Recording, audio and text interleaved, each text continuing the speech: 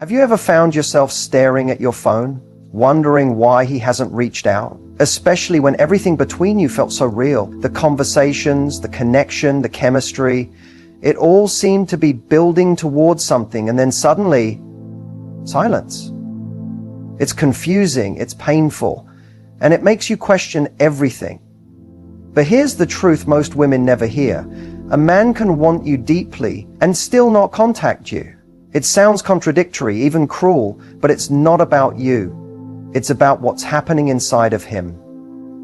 Men are taught to suppress vulnerability. They're conditioned to see emotions as weakness, especially when it comes to relationships. So when a man starts to feel things deeply, when he realizes he's catching real feelings, his default response isn't always to lean in. Sometimes it's to pull away. Why? Because craving you means giving up control, and that scares him more than he's willing to admit. He might ghost, not because he doesn't care, but because he cares more than he knows how to handle. The silence is his attempt to process those feelings alone without exposing his heart or risking rejection. But the problem is, while he's battling those inner fears, you're left in the dark. That's why this moment matters. Because instead of chasing after answers or doubting your worth, you have a chance to finally understand the psychology behind the silence. In this video, we'll uncover the truth behind his emotional distance, and most importantly, how you can respond in a way that protects your power and honors your heart. So, if you're tired of second-guessing his silence, you're exactly where you need to be. Let's talk about what's really going on. So what's really going on inside his mind when he doesn't contact you, even though you know he felt something? The truth is, men don't always process connection the same way women do. While women tend to emotionally connect in a more linear way, where time, trust, and vulnerability build upon each other, men often experience deep emotional connections as disruptions. Not in a bad way, but in a way that challenges how they see themselves and their control over their own emotion. When a man starts to crave a woman on a deep emotional level, it does something unexpected. It exposes all his internal insecurities, fears, and doubts. You become a mirror, not just reflecting the connection, but reflecting the parts of him he's been avoiding. His fear of not being enough, his fear of being hurt, his fear of needing someone. And that fear can be paralyzing. You may assume that if he really liked you, he would pursue you relentlessly. But emotional attraction doesn't always translate into action when there's fear involved. In fact, the stronger the craving, the greater the inner conflict. He wants to reach out. He wants to feel close. But then his mind kicks in. What if I'm not ready for this? What if she sees the parts of me I've hidden from everyone? What if I give in too quickly and lose my power?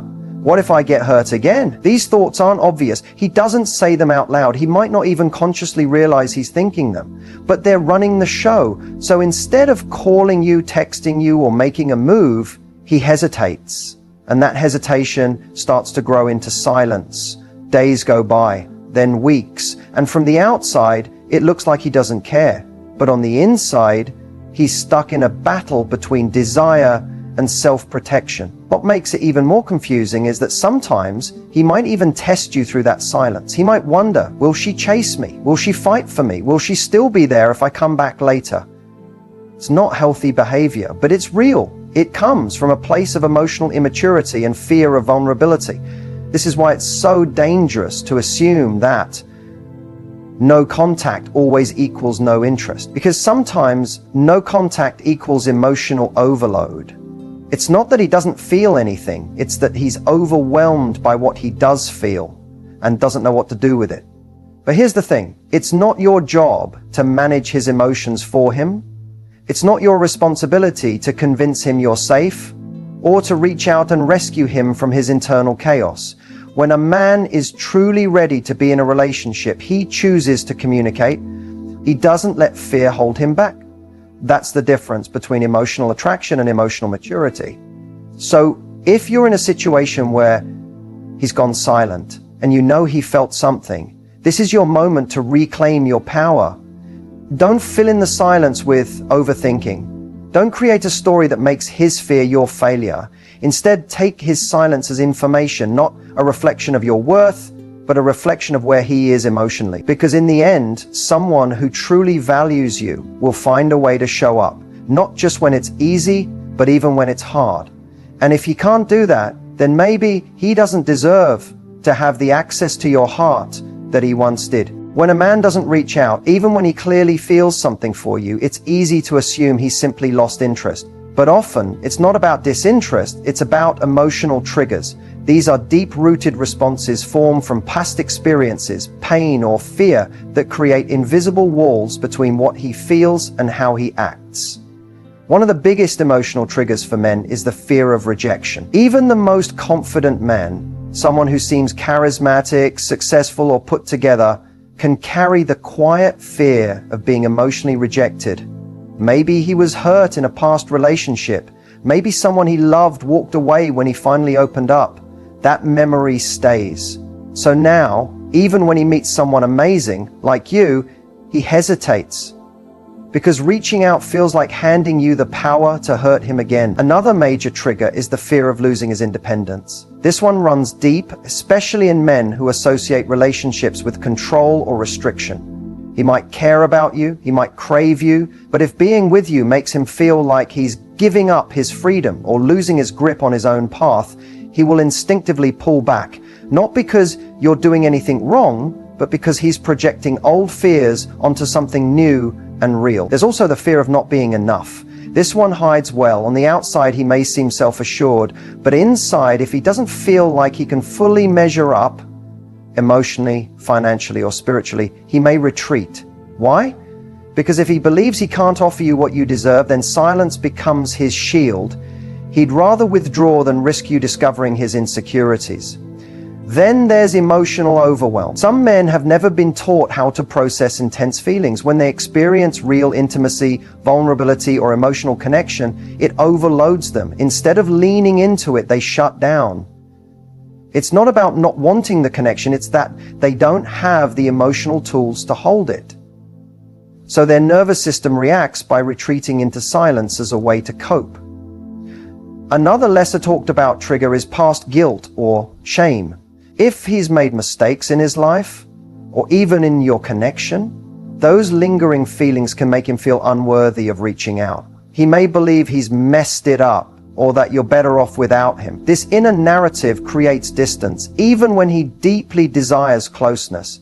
And finally, there's ego and pride. Yes, as real as the emotional pain and vulnerability is, sometimes it's simply a bruised ego keeping him away. Maybe he expected you to chase him. Maybe he thought he had more control over how you felt. And now that the dynamic isn't going the way he imagined, he freezes. Instead of humbling himself and reaching out, he convinces himself that staying silent gives him back some power. All of these triggers, whether they're rooted in fear, insecurity, ego, or overwhelm, are deeply human, but understanding them doesn't mean excusing them. You can have empathy for his emotional walls without trying to break them down yourself. The truth is, the man who's meant for you will recognize his triggers and still choose to grow past them. He won't let them keep him from showing up. He won't let them keep him silent when you deserve clarity. Because real connection is not just about chemistry, it's about emotional courage. And that means being willing to reach out, even when it's scary. So if he's being quiet and these triggers feel familiar, don't take it as your cue to fix him. Take it as a moment to ask, do I want to wait on someone who's still running from himself? Or do I want to make space for the love that rises above fear? If there's one thing that silently controls a man's behavior in relationships, it's this: the fear of rejection and vulnerability. It's not always obvious. It's not loud. In fact, it often shows up in silence, avoidance, mixed signals, or detachment. But underneath all that distance is a fear so powerful it can override how much he cares about you. From a young age, many men are taught that strength equals emotional control.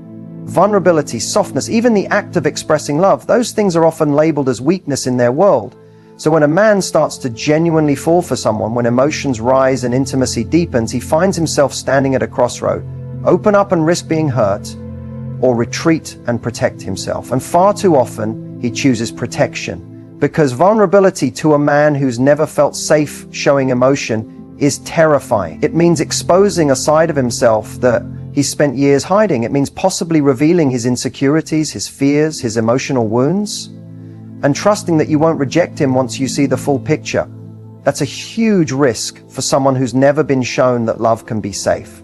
Then there's the fear of rejection, which goes even deeper. Rejection isn't just, she might not like me. To many men, rejection feels like a failure of their identity. It strikes at their sense of worth, competence, and masculinity. Being turned away or not being enough for a woman they truly care about isn't just painful, it's devastating. So what happens? He pulls back. Not because he doesn't feel something, but because he feels too much. His silence is his shield. He'd rather retreat than risk putting his heart on the line and hearing, "You're not what I need." And in that choice, he chooses fear over connection. Sometimes this fear doesn't even come from you. It's old, it's rooted in past trauma. Maybe he loved someone once and got betrayed. Maybe he opened up to a partner and was made to feel small, weak, or not good enough. And now, even though you're not that person, his body still reacts to the memory. It tells him, don't do it again. Don't let her see too much. Don't give her the chance to walk away. So even if you've given him every reason to feel safe, even if you've been warm, patient, and open, he still might not reach out. Because fear doesn't always listen to logic. Fear listens to pain. And until he heals it, it runs the show. But here's what's important to remember. His fear is not your responsibility. You could be the most understanding, loving, emotionally safe woman on earth, and if he hasn't done the inner work, he'll still struggle to meet you in that space. The kind of man who's emotionally available, who's ready for deep love, will feel that fear and still choose to connect. He won't use it as an excuse to disappear or self-sabotage. He'll learn how to move through the discomfort because he knows that love is worth it. He knows that vulnerability is part of intimacy, and he's willing to face it, not run from it. So if you're stuck in the loop of wondering why he won't reach out, ask yourself this: am I confusing emotional depth with emotional readiness? Because he might feel something real, but that doesn't mean he's ready to handle it. And if he's not, it's not a reflection of your worth, it's a reflection of his walls.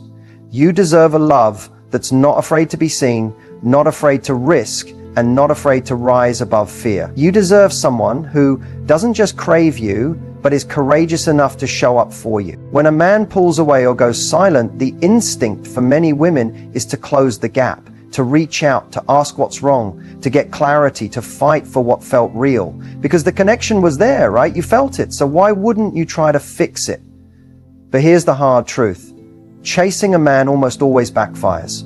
Not because you're too much, not because your feelings are wrong, but because the act of chasing shifts the energy and it places all the power in his hands.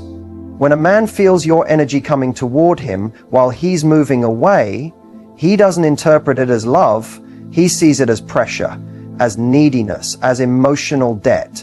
And instead of feeling flattered or softened, he feels trapped. Even if he cares, even if he misses you, the more you chase, the less he has to do, because you've already made yourself emotionally available, regardless of how he's showing up. That imbalance is where attraction begins to fade. It's not your emotion that pushes him away, it's the over-functioning. It's the giving without reciprocation, the calling when he hasn't called, the texting when he's been silent, the trying to fix what can only be healed from his side. Chasing also sends a subconscious message: you're the prize and I'm trying to earn you. And while there's nothing wrong with effort in a relationship, chasing from a place of anxiety, fear, or abandonment tells him that he can pull away and still keep you. That's when the dynamic turns toxic. That's when you start shrinking yourself just to keep him interested. And that's not love, that's survival mode. So what do you do instead? You shift the focus back to you. You stop chasing, not to play games, but to reclaim your dignity, to remind yourself that you don't have to earn someone's attention. You don't have to prove your worth to someone who's unsure. Instead of texting to fill the silence, you let the silence speak. You let him feel your absence. Because sometimes your presence isn't what wakes a man up, it's your distance. This doesn't mean you're punishing him, it means you're honoring yourself.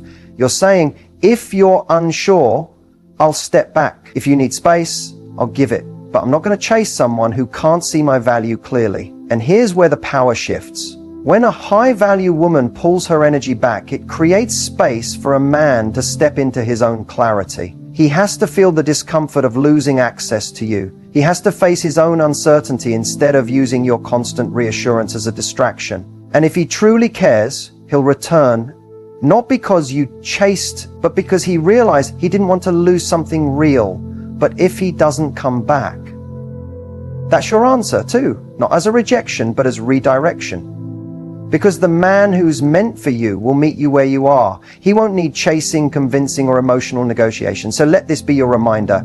You don't chase love. You attract it by standing still in your truth, by being the woman who knows her worth so deeply she doesn't panic when someone pulls away. She pauses, she breathes, she observes, and she chooses herself, even when it's hard. Because when you stop chasing the wrong man, you make space for the right one to find you. No contact is one of the most misunderstood but most powerful tools you have when it comes to emotional healing and reclaiming your personal power. It's not just about ignoring someone or teaching them a lesson. It's about choosing yourself in a moment where you could so easily abandon your own needs to chase theirs. When someone you care about goes silent, your nervous system often panics. You feel like you have to do something, text, call, check in, anything to break the discomfort. But every time you do that, you send the message, my peace depends on you. And that's a dangerous place to live. No contact flips that script. It creates space. It gives your heart and mind the room to recalibrate. And more importantly, it reminds you that you are safe, even without their reassurance. But here's the key. No contact isn't about waiting by your phone, counting the days, hoping they'll come back. It's not about using silence as manipulation. It's about shifting your attention inward instead of outward. It's where real empowerment begins. Because now, without distractions, you get to ask yourself the questions that matter. How was I showing up in this connection? Was I abandoning parts of myself to feel chosen? Did I shrink my needs to avoid pushing him away? Was I trying to earn love instead of receiving it freely? These are the questions that transform you. During no contact, you begin to rebuild trust, not with him, but with yourself. You stop outsourcing your peace to someone else's decisions. You start remembering who you were before the overthinking, the overgiving, the anxiety. You tap back into your power. This is your time to do the work, to reconnect with your passions, to journal through the pain, to read, grow, heal, move, evolve, to pour love into the parts of you that felt unworthy when he pulled away. Because when a man's silence makes you doubt your worth, it's not just his silence you're battling, it's your old wounds rising to the surface. No contact gives you the space to meet those wounds with compassion and healing rather than panic. And guess what happens when you do? You stop chasing, you stop waiting, you stop wondering what did I do wrong and start realizing maybe it's not about me at all. Maybe his silence is a mirror reflecting where he's at emotionally, not where you failed.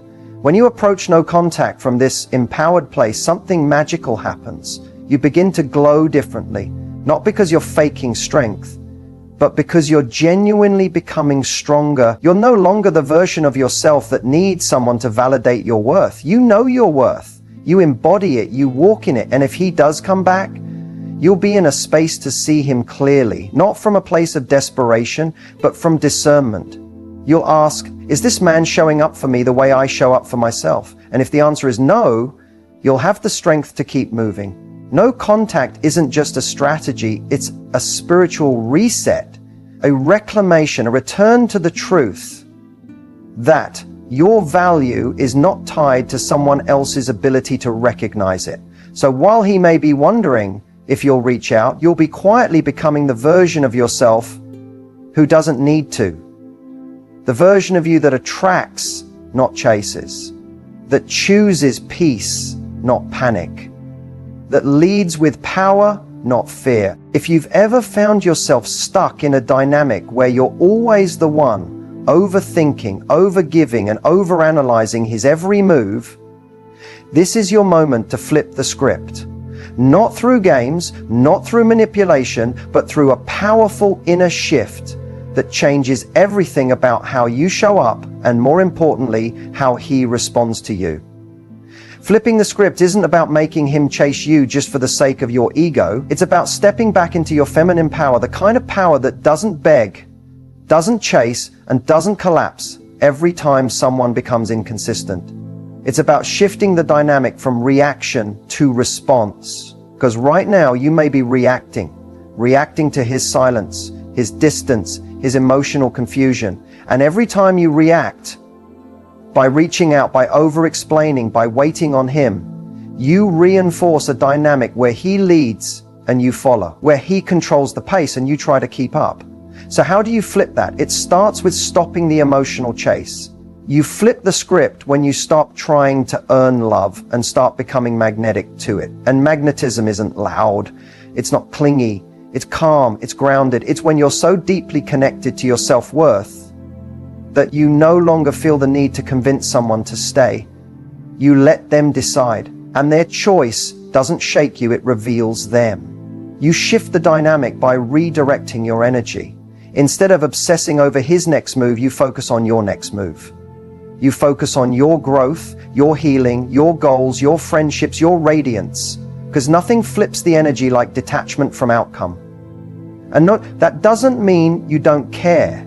It means you've stopped performing for love. You've stopped placing your value in whether he chooses you. You choose you first. One of the most powerful ways to flip the script is to go quiet, not with bitterness, but with clarity.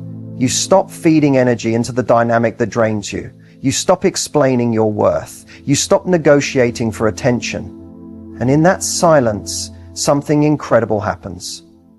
The energy shifts. Now, he feels the space. He wonders. He starts to feel the absence of the emotional investment you used to give so freely. Why? Because you've broken the cycle. You're no longer giving him emotional benefits without emotional effort. And that shift doesn't just change how he sees you, it changes how you see yourself.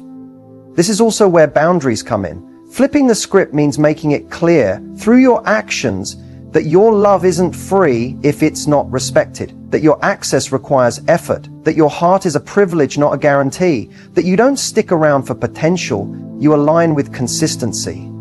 And if he doesn't rise to meet you, you let him fall away. Because flipping the script isn't about getting a specific outcome, it's about regaining your emotional power. It's about no longer feeling like a victim to his behavior. You're not waiting for him to act right. You're acting in alignment with the woman you're becoming. When you do this, everything shifts. The energy becomes clear. He either steps up or steps aside. And either way you win. Because now you're not playing small to be chosen, you're standing tall, letting alignment choose you. So if the dynamic has been one-sided, if you felt like you're constantly trying to make it work, it's time to flip the script, not with force, but with focus. Focus on you, focus on your glow, focus on your peace. Because the woman who knows her worth never needs to chase. She attracts through her presence, through her boundaries, and through her power to walk away when love isn't being returned. Matthew Hussey doesn't just talk about relationships, he redefines the way we think about them. He takes the mystery out of why he's not calling and replaces it with clarity, empowerment, and truth that hits you at your core. And if there's one thing you walk away with after listening to him speak, it's this: you are the prize, and you never need to shrink yourself to be chosen. One of the most powerful lessons from his speech is about emotional self-respect. That means choosing not to beg for connection, not to chase love, not to settle for breadcrumbs just because you're afraid of walking away empty-handed. Hussey reminds us that someone who genuinely values you will never make you feel like you're too much or not enough. The right person doesn't play guessing games. They show up. Another key message: stop assigning value to someone's silence. So many women take a man's withdrawal personally, as if it's a verdict on their worth. But as Matthew says, his distance says more about his capacity than your desirability. His silence might feel like rejection, but in reality, it's a red flag about his emotional availability, not a statement about your lovability. And here's a truth bomb. Effort reveals intention. If a man is not making the effort to call, text, see you, or be emotionally consistent, then that is the answer. We don't need to overanalyze what he said 3 days ago or why he liked your post but hasn't replied. When someone wants to be with you, you won't have to guess. Hussey also challenges the myth that if you love someone enough, you can convince them to be ready. But the truth is, no amount of love can make someone emotionally available. That work is internal, and they have to choose it for themselves. You can support someone's growth, but you can't be the reason they grow. That responsibility isn't yours, and carrying it will only drain you. Another gold nugget from his speech, he emphasizes the importance of mirroring effort. If someone pulls back, you don't close the gap, you reflect it.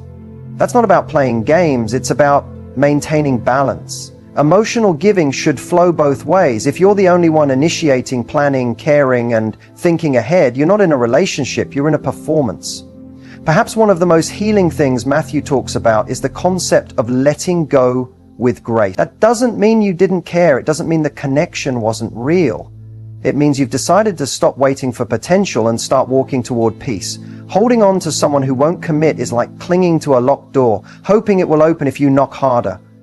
But your life is waiting behind the doors you can walk through. And finally, the most empowering takeaway, your energy is sacred. You don't need to pour it into people who aren't ready to receive it. You don't need to dilute your personality, your love, or your vision just to be palatable. The man who's right for you won't be scared off by your strength. He'll be inspired by it. He won't hide from your depth. He'll dive in with you. Matthew Hussey's message is clear. Stop wasting your time trying to unlock someone who keeps hiding the key. Choose you. Not because you're bitter, but because you're wise enough to know what your heart deserves. The moment you truly internalize that, you stop chasing, you stop waiting, and you start attracting relationships that match your value. You don't need to beg for clarity, you don't need to chase love, and you definitely don't need to sit in silence wondering what you did wrong. Because the truth is, you didn't lose him. He lost access to you. Taking your power back doesn't start with him suddenly waking up and realizing your worth. It starts when you remember who you are. When you stop seeing his absence as rejection and start seeing it as redirection. It's not about proving that you were good enough. It's about recognizing that someone who truly saw you would have never made you question it. You are not here to audition for love. You're not here to convince someone to choose you. You are here to be chosen by yourself first. To lead with self-respect, not fear. To move with grace, not desperation.